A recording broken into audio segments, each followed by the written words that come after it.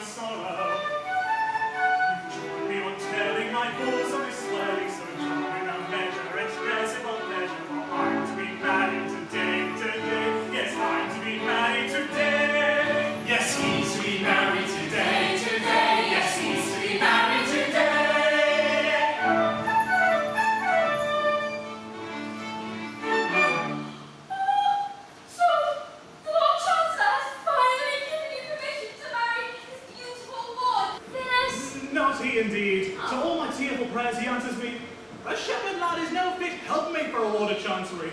Oh, I stood there in court, and there I sang him songs of Arcady, with flageolet accompaniment, in vain. At first he was amused, as was the barber, quickly wearying of my song and pipe, bade me get out. The servile usher then led me, still singing, into Chancery Lane. Oh, I'll go no more. Marry her today, and brave the upshot, be it what may. Who are these? Oh, rejoice! My queen! My queen has pardoned me! Oh, pardoned you? Mother, this is good news indeed. And all of these, who are all these fairies?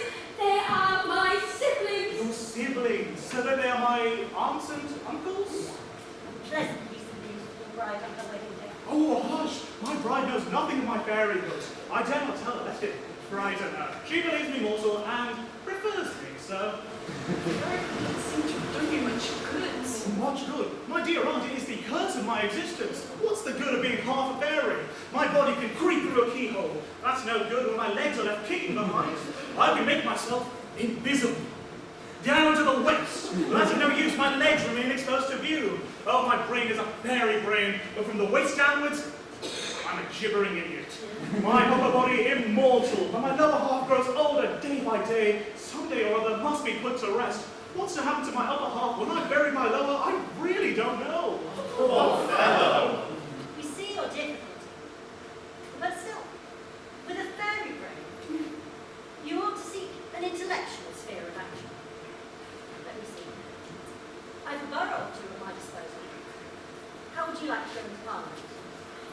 Oh, a fairy member in Parliament! That would be delightful! I'm afraid I should do no good there. You see, my upper half, I am a Tory of the most determined description, but my legs are a pair of confounded radicals, and on a division they are sure to lead me into the wrong lobby. They're 2-to-1, you see, which is a strong working majority.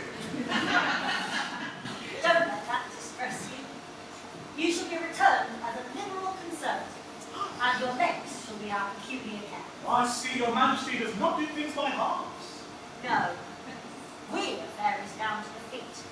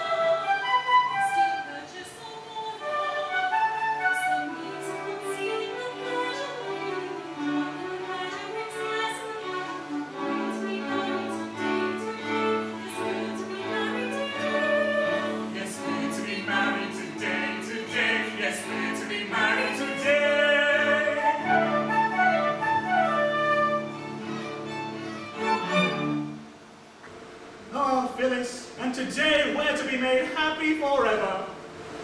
Well, we're to be married. It's the same thing. I suppose it is, but oh, Strephon, I tremble at the step we're taking. I believe it's a penal servitude for life to marry a Lord of Court without the Lord Chancellor's consent. I will be of age in 2 years. Don't you think you could wait 2 years? 2 years? Have you ever looked in the glass? No, never. Here, take a look at this, and tell me if you believe it rational to expect me to wait 2 full years.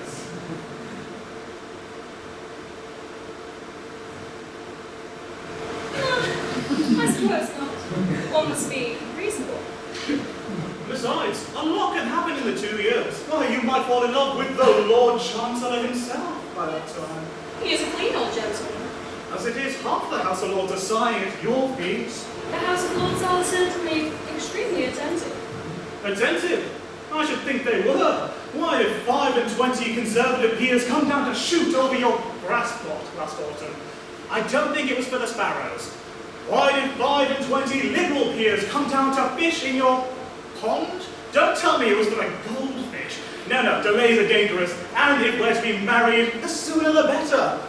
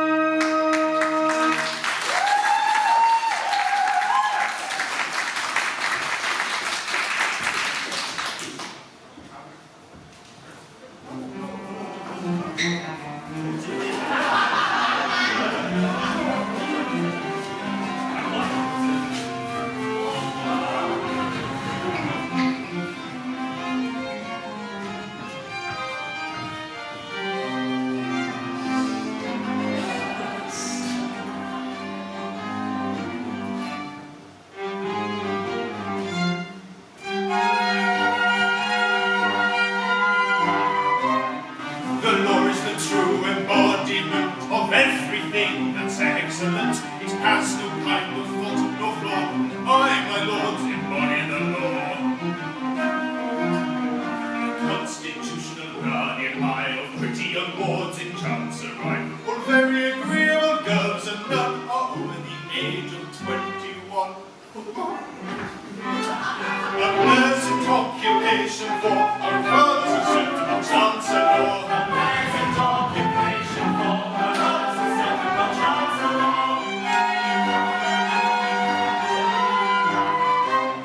And though the compliment implied inflates me with legitimate pride, it's nevertheless can't be denied that it has its inconvenient side. I'm not so young and I'm not so vain, and I'm quite prepared to marry again. But there'd be the deuce to pay in the lords if I fell in love with one of my wards, which rather tries my temper for he's such a susceptible Chancellor. Which rather tries his temper for he's such a susceptible Chancellor. And everyone who marry a ward must come to me for my accord, and in my court I sit all day, giving agreeable girls away. It's one for him and one for he, and one for you and one for and one for thou, and one for thee. But never, no, never, oh, one for me. Which is exasperating for a highly susceptible Chancellor. Which is exasperating for a highly susceptible Chancellor.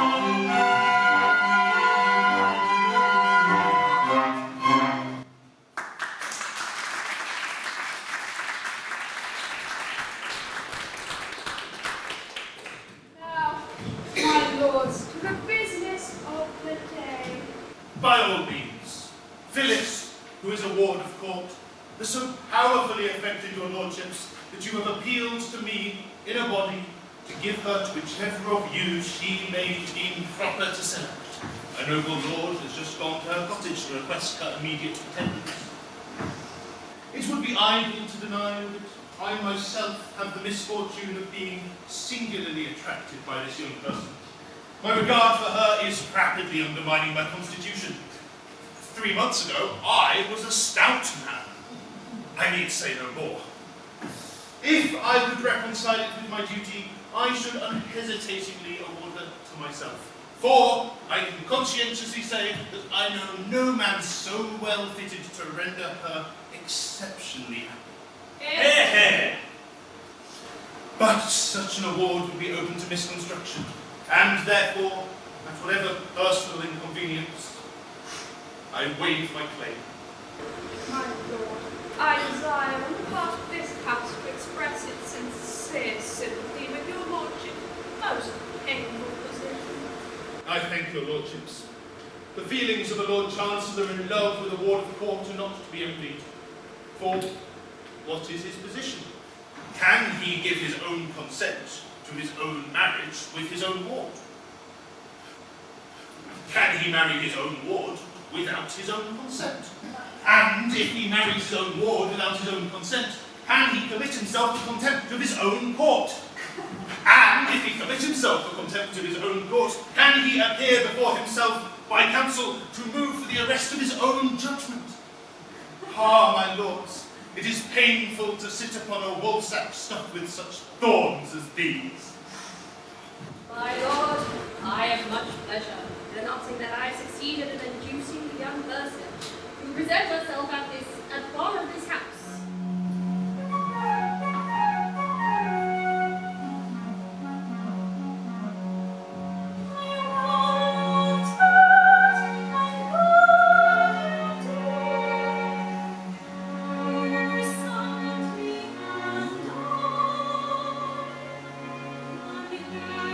Oh, rapture, how beautiful, how gentle.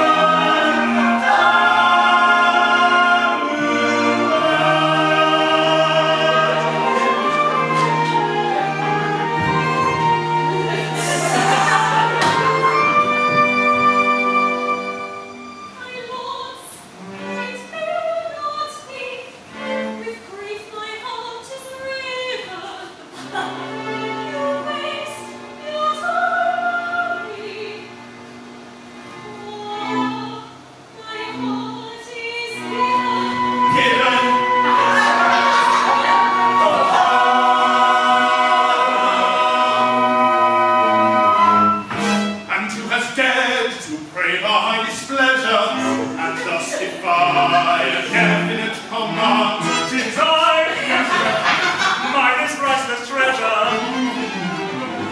Against the world, I claim my darling's hand.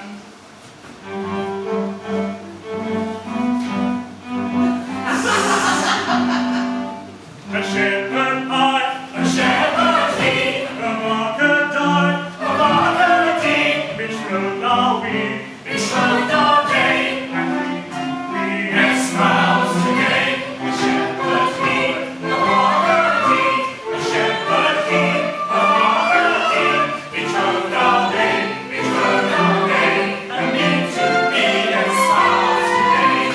If this love was the time of dagger,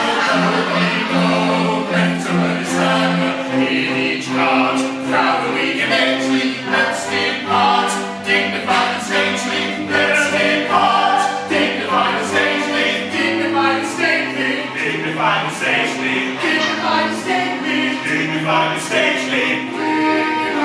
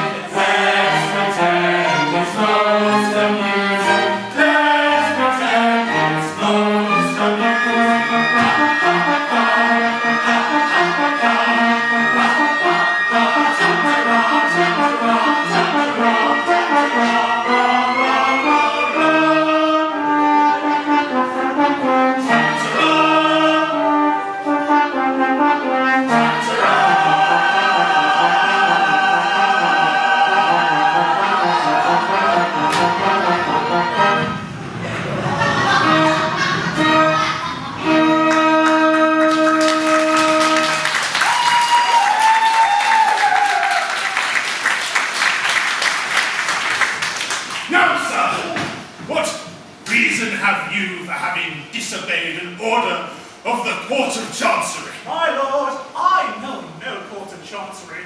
I govern nature's acts of parliament. The bees, the trees, the seas, the rooks, the brooks, the gales, the vales, the mountains cry, you love this woman, take her, we command you. It is writ in heaven by the bright barbed dart that leap forth into lurid light from each grim thundercloud. Oh, the very rain pours forth her sad and sudden sympathy. When chorus nature bids me take my love, shall I respond?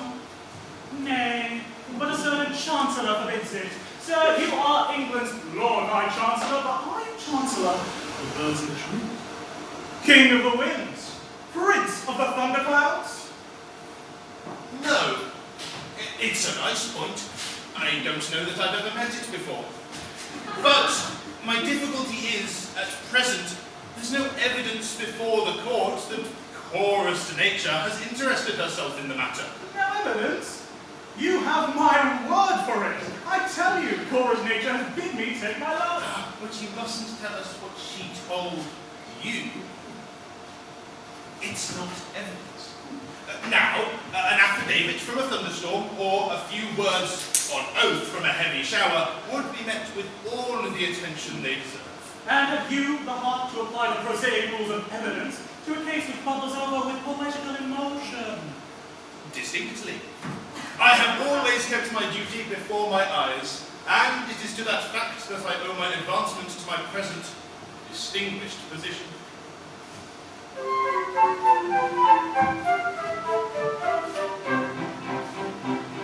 When I went to the bar as a very young man, said I to myself, said I'll work on a new and original plan. Said I to myself, said I'll never assume that a crook or a thief is a gentleman worthy implicit belief, because his attorney has sent me a brief. Said I to myself, said I.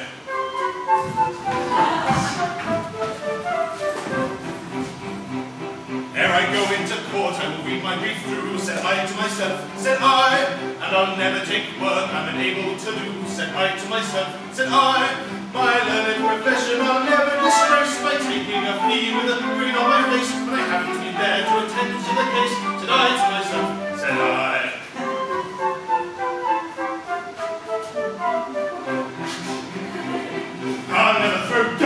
juryman's eye, said I to myself, said I, nor hoodwink a judge who is not overwise, said I to myself, said I, or assume that the witness is summoned in force, and Exchequer, King's Bench, Common Pleas, and of course, have perjured themselves as a matter of course, said I to myself, said I.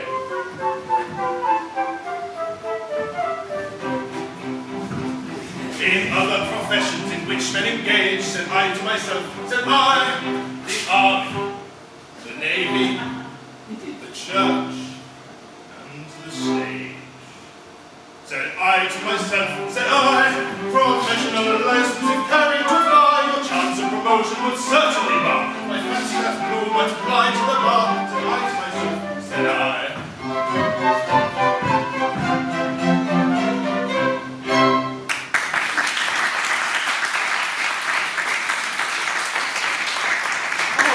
Willis, to be taken from you just as I was at the point of making you my own. Oh, it's too much. Oh, it's too much. Oh, my son!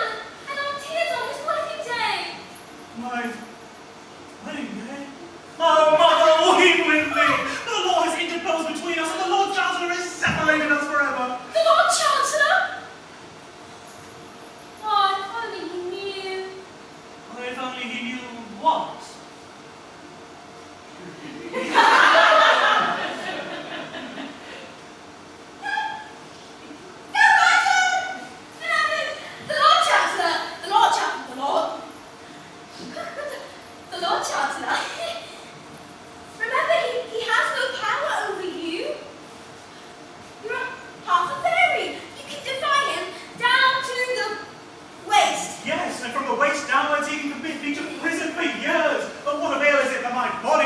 My legs are working out several years of penal servitude. I really don't know. True. But take heart, for the Queen has offered you her special protection. And go to her and lay your peculiar case before her. My beloved mother, how can I ever repay you?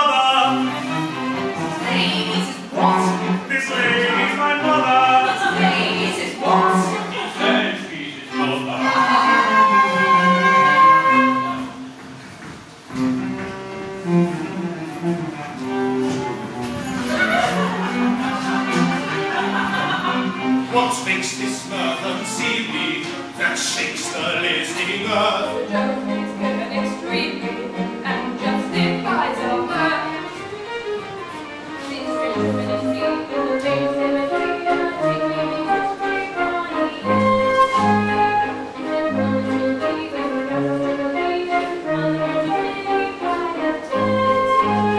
Recollect yourself, I pray, and be careful what you say, as the instrument set Vestine Lente. For I really do not see how so young a girl could be the mother of a man of 25.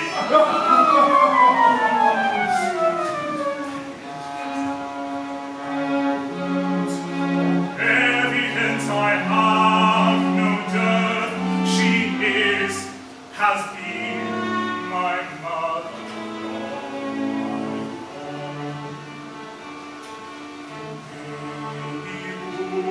Upon her lap I lay with the infant food. She moistened my clay. Had she withheld the succor she supplied, by hunger quelled your Strephon might have died. Had that refreshment been denied, indeed our Strephon might have died. Had that refreshment been denied, indeed our Strephon might have died.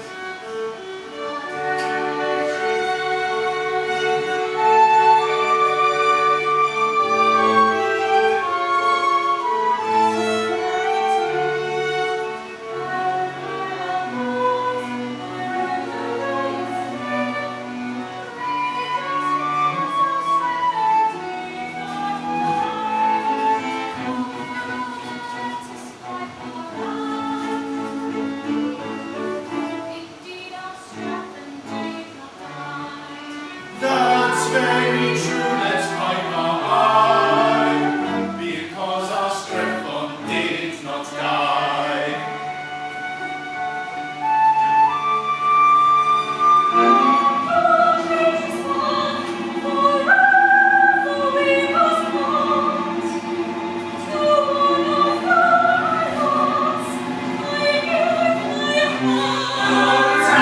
Hear me, Phyllis. Oh, rapture, Ere you leave me. Hear me, Phyllis. not a word you can deceive her.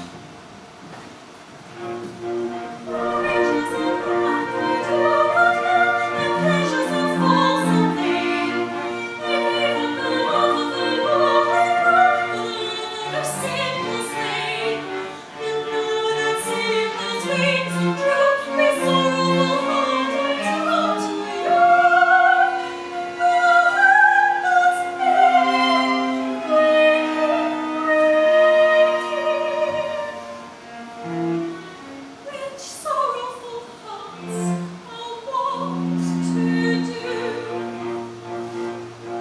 The riches and rank that you may find are the only means to lose. So the richest and rankingest of all my sorrowful heart shall choose.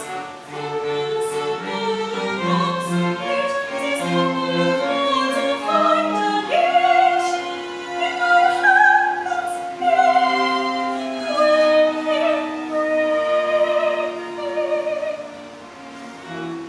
for one of you two, and I don't care which.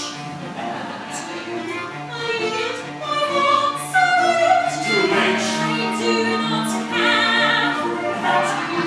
I yield it is and all. To whom? I'm not aware.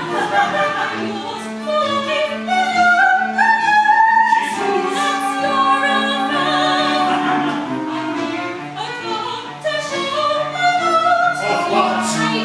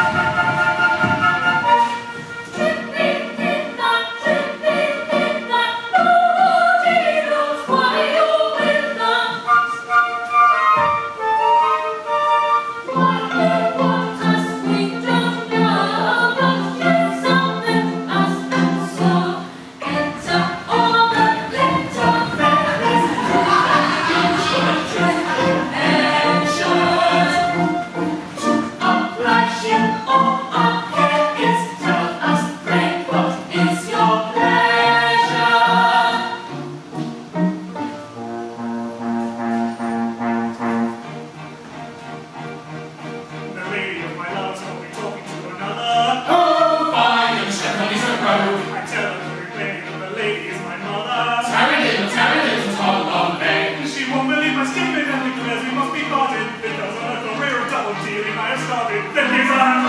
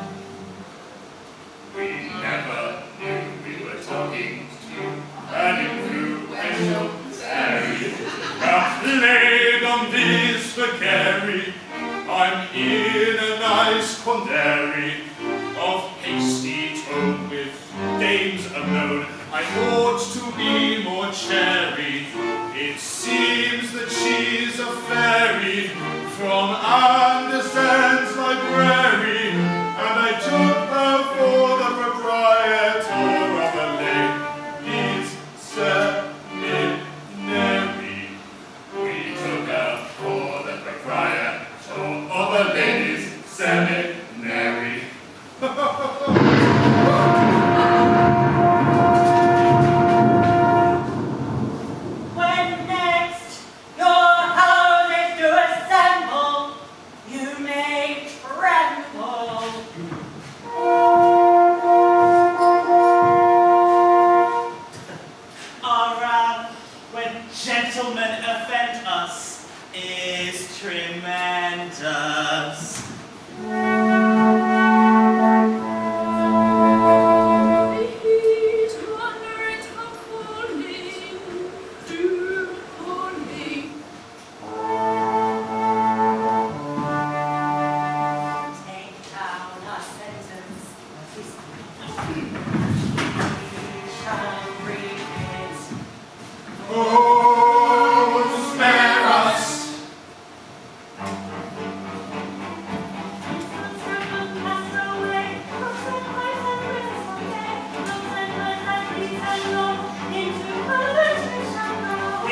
Parliament he shall go, backed by our supreme authority. Here come out a large majority. Into Parliament, Parliament, Parliament, he shall go. Into Parliament, he shall go.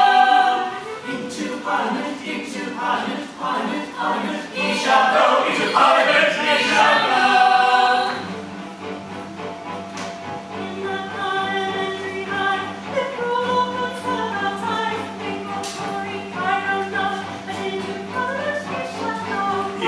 Parliament he shall go, backed by our supreme authority. Here come out a large majority. Into Parliament, Parliament, Parliament, he shall go. Into Parliament, he shall go.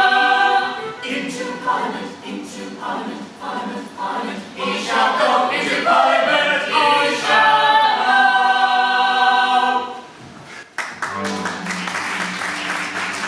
Every bell and every measure that may gratify his pleasure, though your fury it arouses, shall be cancelled by both your houses.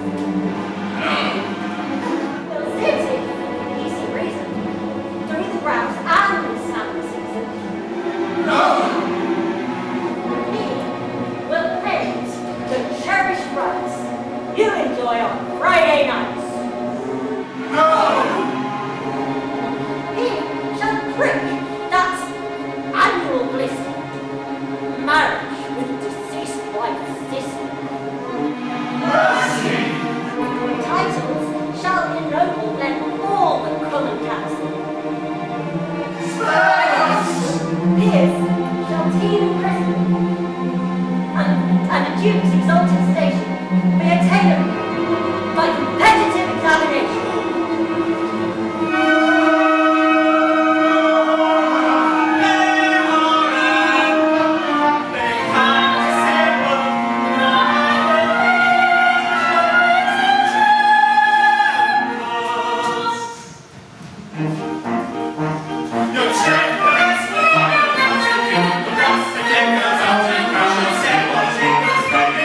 Your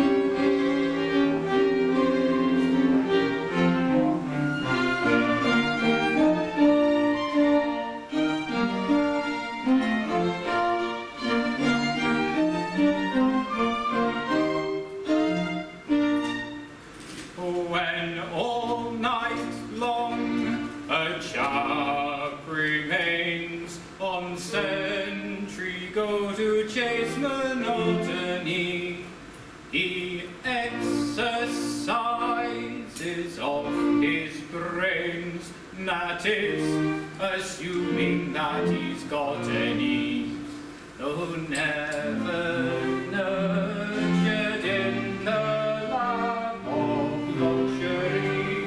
Yet I admonish you, I am an intellectual chap, and think of things that would astonish you. I often think it's comical, fa-la-la, fa-la-la, how nature always does contrive, fa-la-la-la, not every boy and every gal that's born into the world alive is either little liberal or else a little conservative. La-la-la, la-la-la, is either little liberal or else a little conservative. La-la-la.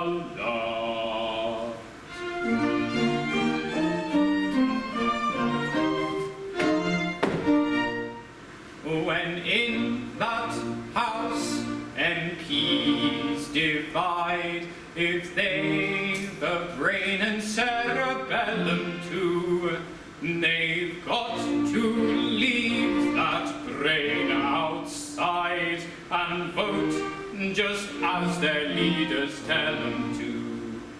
And then the prospect of a lot of dull MPs in close proximity, all thinking for themselves is what no man can face with equanimity.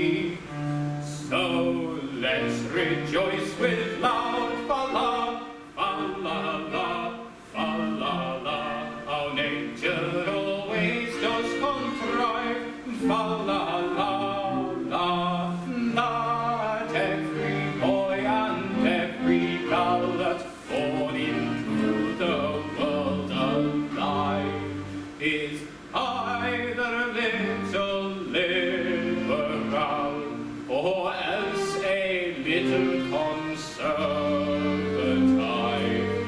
Fa-la-la, fa-la-la, is either a little liberal or else a little conservative.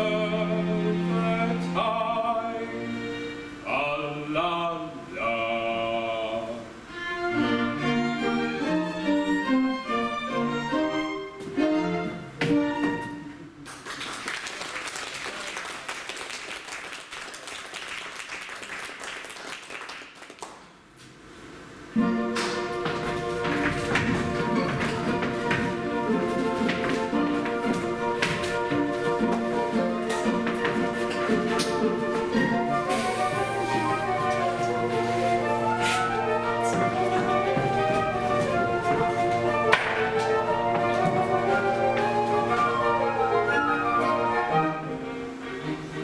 Strephon's a member of Parliament, carries every bill he chooses to his measures all the same. Surely the fairies have their uses. Whigs and Tories in their glories, giving an ear to all his stories. Lords and Commons are both in their blues. Strephon makes them shaking their shoes, shaking their shoes, shaking their shoes. Strephon makes them shaking their shoes in their shoes. Strephon's a member of Parliament, running amok of all abuses. His and all of violence, and somehow nobody now refuses. Whigs and Tories in their glories, giving an ear to all his stories, carrying every bill he may wish. He's a pretty kettle of fish, kettle of fish, kettle of fish, kettle of fish, kettle of fish. He's a pretty kettle of fish. Strephon's a member of Parliament, carries every bill he chooses to his measures all assent, carrying every bill he may wish, carrying every bill he may wish. He's a pretty kettle of fish. Ah, You seem annoyed. Annoyed? I should think so. Why, this ridiculous protégé of yours is playing deuce at everything. Why, tonight is the second reading of his bill to throw the peerage open to competitive examination. And he'll carry it too. Carry it? Of course he will. He's a parliamentary Pickford. He carries everything. Yes, please, it's our fault. The deuce it is. Yes, we influence the members and we compel them to vote just as he wishes them to. This kind of short of the debate. But think what it all means. With a house of peers with no grandfathers worth mentioning, a country must go to the dogs. Suppose it must. I don't want to say a word against Graves. I have great respect for Graves. I think I should have some myself. Then with the House of Peers, composed entirely of persons of intellect, what is to become of the House of Commons? The thought of that. This comes with women interfering with politics. Easy. It just so happens that if there is an institution in Great Britain that is not susceptible to any improvement at all, it would be the House of Peers.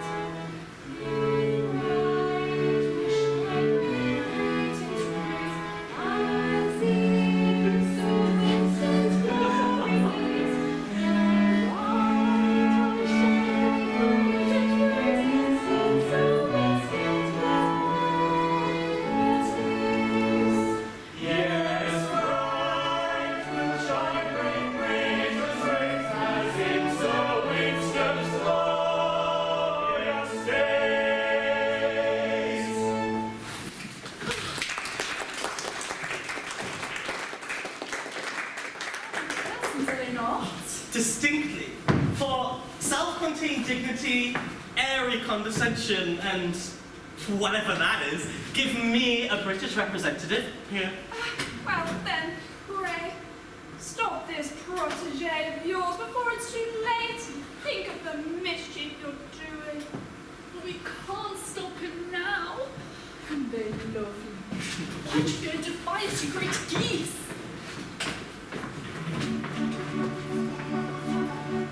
Wait to us,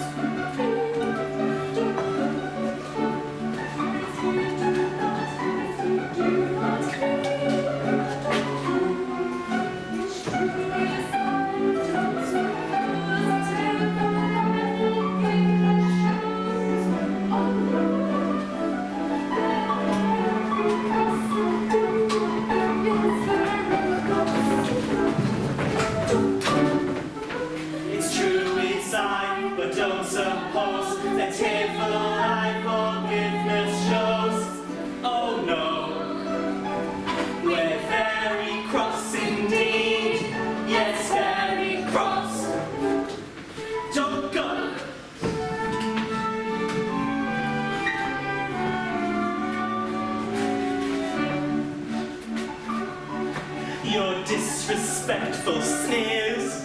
Don't go. Call forth indignities. Don't go. You break our laws, you are our foe. We cry because we hate you so. You know, you very wicked peers. You wicked peers. Don't go. You break our laws, you are our foe. We cry because we hate you so. You know, you very wicked peers. You wicked peers. Don't go. Their disrespectful sneers, ha ha, call forth indignities, ha ha, if that's the case, my dears. Don't go. We'll go.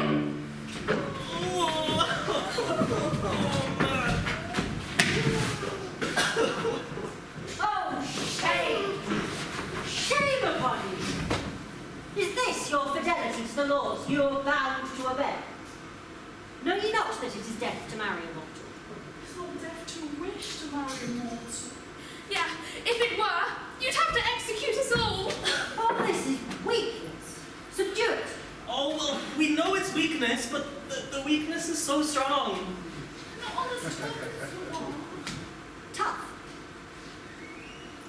Do you suppose I am insensible to the effects of manly beauty? Look at this fellow. Oh, perfect victory. If I were to yield to a natural impulse, I should fall down and worship. That's a most extraordinary effect on me. But I wrestle with this inclination. And it lies beneath my feet. That is how I treat my regard for that man.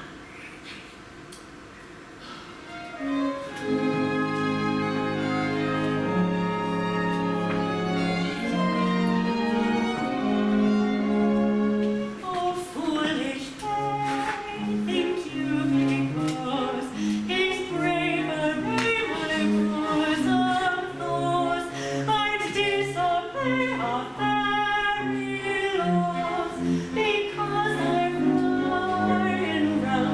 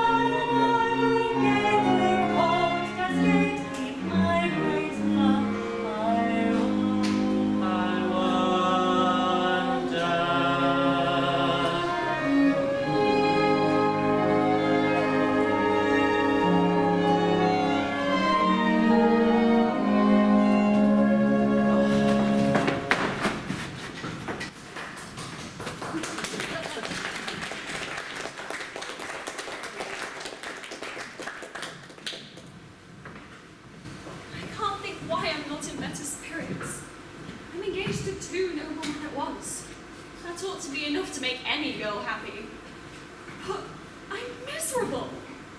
It can't be because I care for Strephon, because I hate him.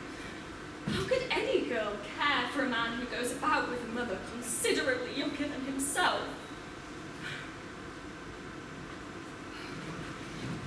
My dear Phyllis. Oh, Phyllis, my own. Don't. How could you? Unless you're the two noblemen I'm engaged to. I am one of them. I am the other. Oh, then, my darling, my own. Have you decided which one of you it is to be? Not altogether. It's a difficult position and would be hardly delicate to toss up. On the whole, we would rather leave it to you. I don't see how it concerns me. You're both rich, you're both Earls, and you're both plain. So we are. At least I am. So am I. No. I'm indeed very plain. Well, perhaps you are. Well, there's really nothing to choose between you. If one of you should give up your titles and your estates to your Irish tenantry, why then I might see a reason to marry one of you over the other. Tolloller, are you prepared to make this sacrifice? No. Not even to oblige a lady? No, not even to oblige a lady. And the question is, which one of us shall give way to the other? Perhaps on the whole, she would be happier with me. I do not know. I may be wrong. I don't know that you are. But the awkward part of the thing is that if you were to rob me of the girl of my heart, we must fight, and one of us must die. It's a painful position, but I have a very strong regard for you, George. My dear Thomas. George, you're very dear to me.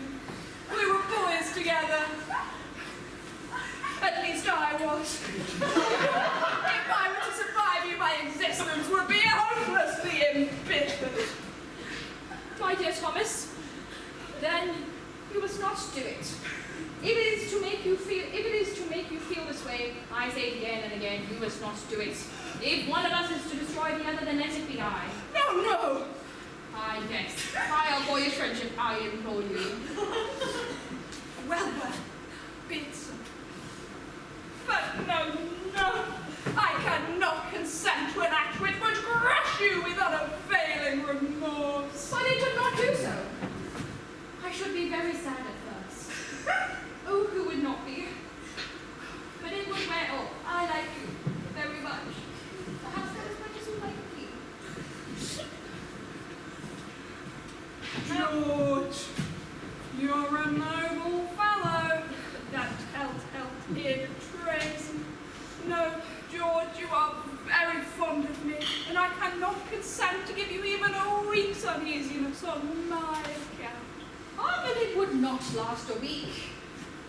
Whenever you leave the House of Lords, on your device I shall take your place. Thomas, it would not last a day. Now, I do hope you're not going to fight over me. I really don't think it's worth your while. No, I don't think it is. Nor I. The sacred ties of friendship are paramount. Though perhaps I may in the things of you I know, not to with friendship's name.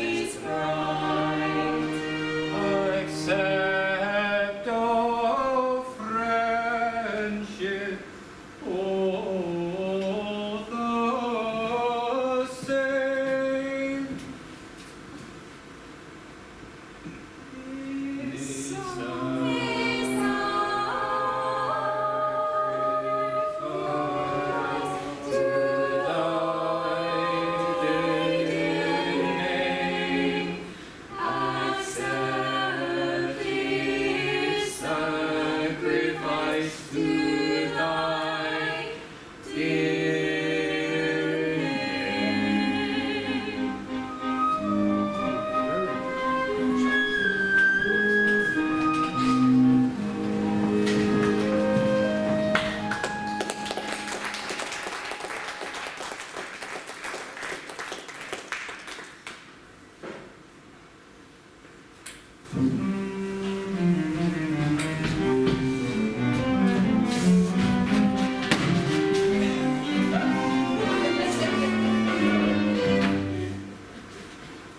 Love, unrequited, robs me of my rest. Love, hopeless love, my ardent soul encumbers. Love, nightmare-like, lies heavy on me chest, and weaves itself into my midnight slumbers.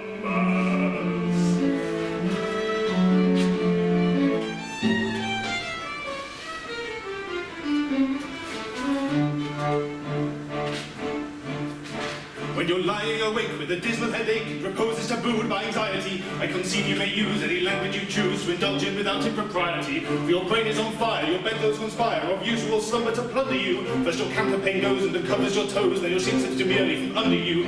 The blanketing tickles you feel like mixed pickles, so terribly hot is a pricking. And you're hot and you're cross and you tumble and toss till there's nothing twixt you and the ticking. Then the bedclothes all creep to the ground in a heap, and you pick them all up in a tangle. Next your pillow resigns and politely declines to remain at its usual angle. Will you get some repose in the form of a doze without eyeballs and head ever raking? But your slumbering teems with such horrible dreams that you'd very much better be waking. When you dream you're crossing the channel and tossing about in a steamer from Harwich, which is something between a large bathing machine and a very small second-class carriage. And you're giving a treat, penny iced from each, to a party of friends and relations. They're a ravenous horde and they all came on board at some Square and South Kensington stations. And bound on that journey you find your attorney who started that morning from Devon. He's a bit undersized and you don't feel surprised when he tells you he's only 11. When you're driving like mad with the singular lad by the ship's tower four-wheeler, and you're playing rank games and he calls you bad names and you tell him that time's been a dealer. Well, this you can't stand, so you throw up your hands and you find you're as cold as an icicle. In your shirts and your socks, the black silk, your clocks, crossing Salisbury playing on a bicycle. And he and the crew are on bicycles too, which they've somehow or other invested in. And he's telling the tars or the particulars of the company he's interested in. It's a scheme of devices to get at low prices, all goods from off mixtures to cables, which tickle the sailors by treating retailers as though they were all vegetables. You get him in spaceman to practice small tradesman first take off his boots with a boot tree, and his legs will take root and his fingers will shoot till they blossom and bud like a fruit tree. From the greengrocer tree you get grapes, green pea, cauliflower, pineapple and cranberries. From the pastry chef charcuterie vanish walk round, grab tubs and 3/4 and Banburys. The shares are a penny and ever so many are taken by Rothschild and Berry. And just as a few are allotted to you, you awake with a shudder despairing. You're a regular wreck with a crick in your neck, and no wonder you snore for your head's on the floor. You've needles and pins from your soles to your shins, and your flesh is a creep, your left leg is sleep. You've fluffing your nose and cramming your toes, and fluffing your lung in a feverish tongue, and a thirst that's intense in a general sense that you haven't been sleeping in clover. But the darkness has passed, and it's daylight at last, and the night has been long. Ditto, ditto, my song. And thank goodness they're both of them over.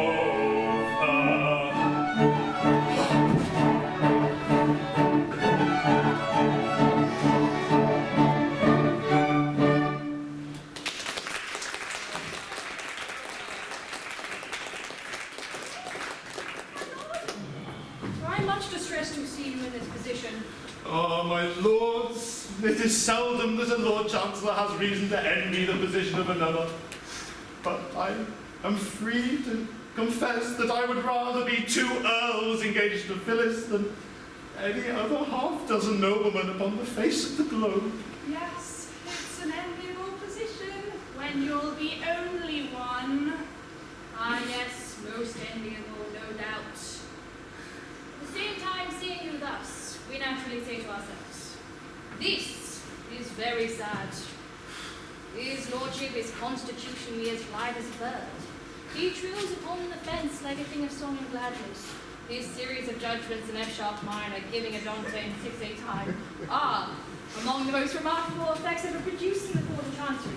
He is perhaps the only living instance of a judge whose decrees have received the honour of a double encore. How can we bring ourselves to do that which would deprive the Court of Chancery of one of its most attractive features? I feel the force of your remarks, my lords, but I am here in two capacities, and they clash, my lords, they clash. I deeply grieve to say that in declining to entertain my last application to myself, I presumed to address myself in terms which render it impossible for me to ever apply to myself again. It was a most painful scene, my lords, most painful. Come, come. You are a very just and kindly old gentleman, and you need have no hesitation in approaching yourself. Still that you do so respectfully and with a proper show of deference. Do you really think so? I do. Well, then, I shall nerve myself to another effort, and if that fails, I resign myself to my fate.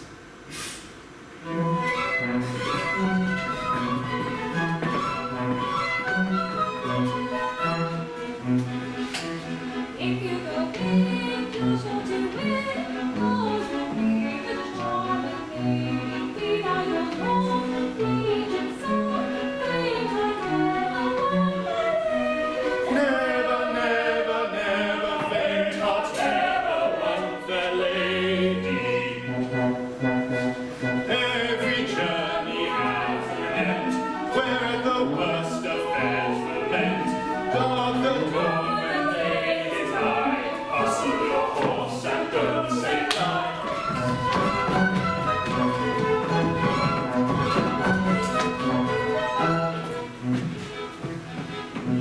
Shines, sets on lives, is not worth the matter of fate.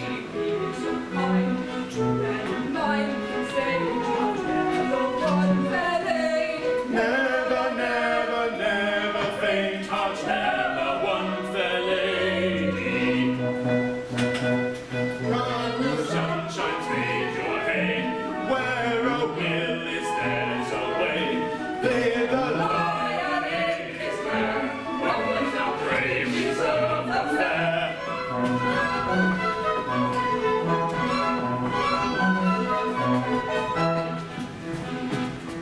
I'll take heart and make a start, though I fear the prospect shady. Much I'll spend to make my end. Faint heart, never one fair lady. Never, never, never faint heart, never one fair lady. Nothing venture, nothing win. Blood is thick, but water's thin. In for a penny, in for a pound. It's love that makes the world go round. Nothing venture, nothing win. Blood is thick, but water's thin. In for a penny, in for a pound. It's love that makes the world go round.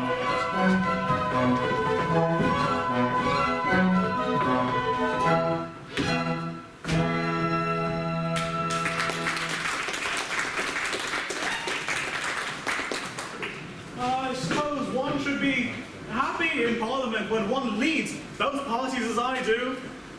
But I'm miserable! Oh, poor broken-hearted fool that I am! Oh, Phyllis! Phyllis! Phyllis! Phyllis! But I suppose I should say, my lady, I'm yet to be informed what title her ladyship has pleased to select. I haven't yet decided. You see, I have no mother to advise me. No, I have. A very young mother. Oh, not quite. A couple centuries or so. Oh, really? She wears well. She does. She's a fairy. I beg your pardon, she's a what? No, there's no use hiding it anymore. She's a fairy. A fairy? Well, I suppose that explains a great many things. Then I suppose you're a fairy. I'm half a fairy. Which half? The upper, down to the waistcoat. There's really nothing to show for it. Don't do that.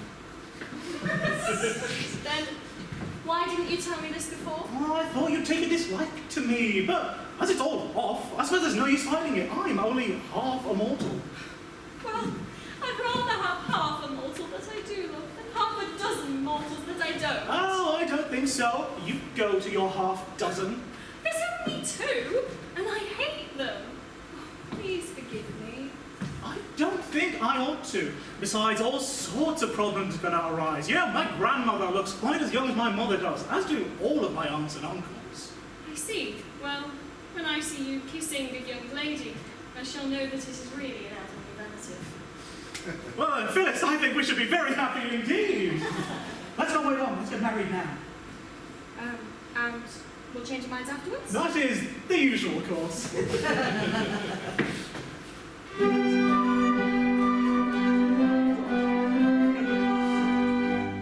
If we're weak enough to tarry ere we marry, you and I, of the feeling I inspire, you may tire by and by. For here's the flying offers, press their offers, that is why I am sure we should not tarry ere we marry, you and I.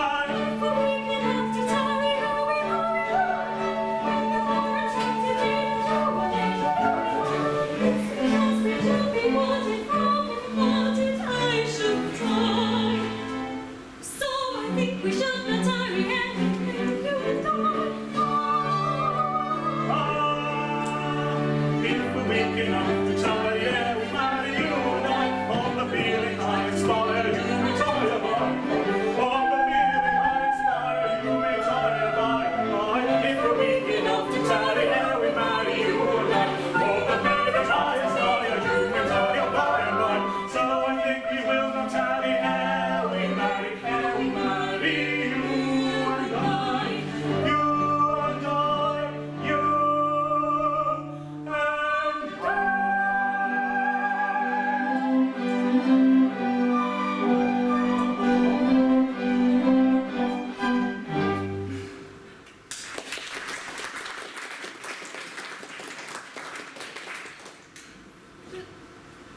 Does your mother know? I mean, is she aware of our engagement? Oh, she does! And welcome to Doors of Destiny! She kisses just like other people. But the Lord Chancellor. Oh, I've forgotten him. Mother, none can resist your fairy eloquence. You will go to him and plead to him for us? None. No, impossible. But our very happiness, our lives depend on our obtaining his consent. Madam, you cannot refuse us this.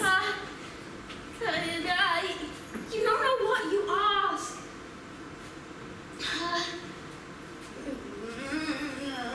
The Lord Chancellor. The Lord Chancellor is my husband. Your husband? And your father. Well, surely upon learning this news that Strephon is his son, all objection to our marriage will at once be removed. No. Impossible. He believes me to have died childless. And though I love him dearly, I am sworn, under pain of death, to not undeceive him. Ah, here he comes! Quick, my veil! Victory! Victory! Success has crowned my efforts, and I can now consider myself engaged to Phyllis. Oh, at first I wouldn't hear of it. It was out of the question. But I took heart. I reminded myself that I was no stranger to myself. In point of fact, I had been personally acquainted with myself for many years. This had its effect. I admitted that I had watched my professional advancement with considerable interest, and I handsomely added that I yielded to no one in admiration of my personal and professional virtues. This was a great point gained. I then endeavoured to work upon my feelings, conceive my joy when I distinctly perceived a tear glistening in my own eye. Then, eventually, after a severe struggle with myself, I reluctantly, most reluctantly, consented.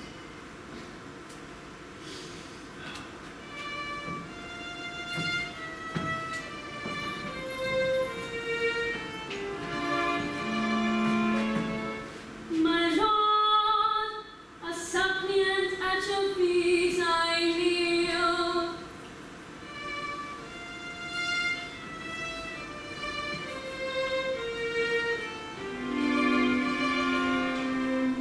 Oh, listen to a mother's fond appeal.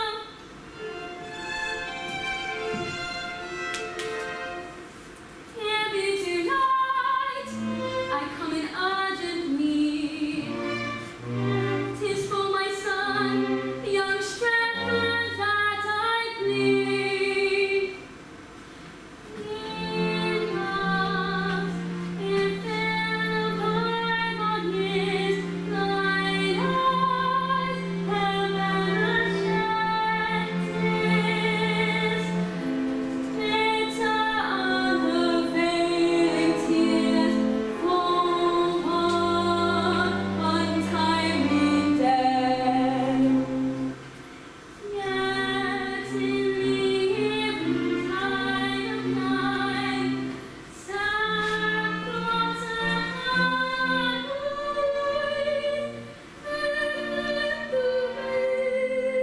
free of thy way, plead for my boy. He died. He dies if fondly laid aside in some old cabinet. Memorials of thy long dead bride lie dearly treasured yet. Yet let her hallowed bridal gown her little dainty move, oh, with the flows her faded tress, plead for my boy. He loves.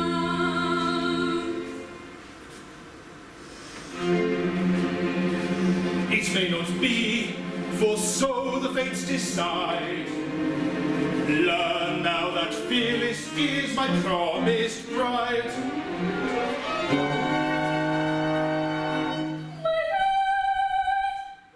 No, It shall be so. Those who would separate us woe betide. I do, my lips have spoken, I plead and fail.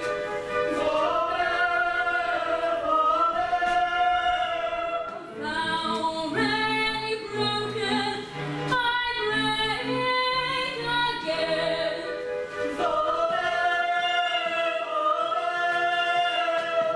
Up ahead for thee, I yield my life. Behold, it may not be. I am thy wife.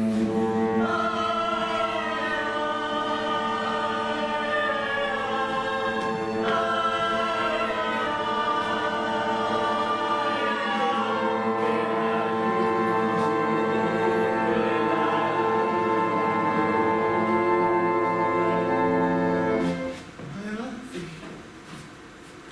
thou livest. I live, now let me die.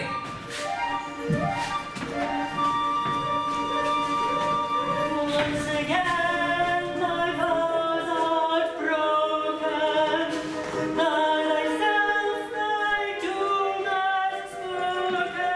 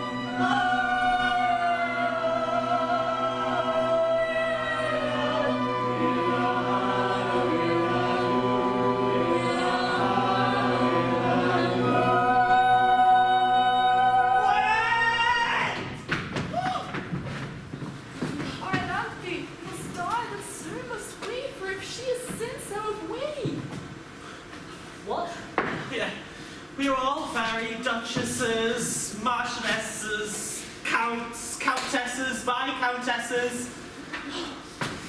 It's our fault. They couldn't help themselves. It seems they have helped themselves. Pretty freely, too. You've all incurred death. But I can't kill the whole company. And yet the law is clear. Every fairy must die who marries a mortal. Allow me, as an old equity draftsman, to make a suggestion. The subtleties of the legal mind are equal to the emergency. The insertion of a single word shall do it. Let it stand that every fairy shall die who doesn't marry a mortal. Stand there, out of your difficulties at once. Like your humour. It shall be so. Oh, Private Willis? Oh? It seems that to save my life, I must marry at once. How would you like to be a fairy dancer? Well, Mum, I wouldn't think much of the British soldier who wouldn't ill-convenience himself to save a female in distress. You're a very brave fellow. You're a fairy from this moment. And you, my lords, what say you? How would you like to join our number? Well, now that the house appears as to be composed entirely of persons of intellect, I really do not see what use we are here, Tolloller. You? None whatever. Good. Then away we go to fairyland.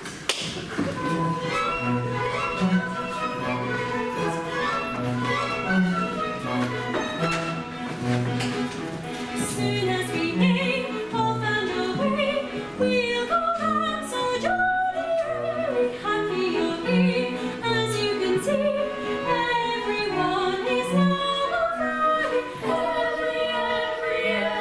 Everyone is now a fairy. So as a general, we know, do things go to everyone. Make up your minds, the breeze will bring. If you too close to every string.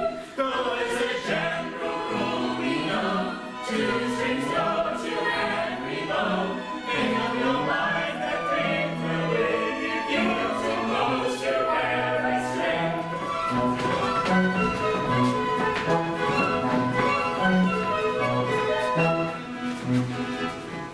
Under the sky, ever so high, pleasures come in endless series. We will arrange happy exchange, house of peers for house of peers. Peeries, peeries, peeries, house of peers for house of peeries. Up in the air, sky high, free from woes in Chancellor. He will be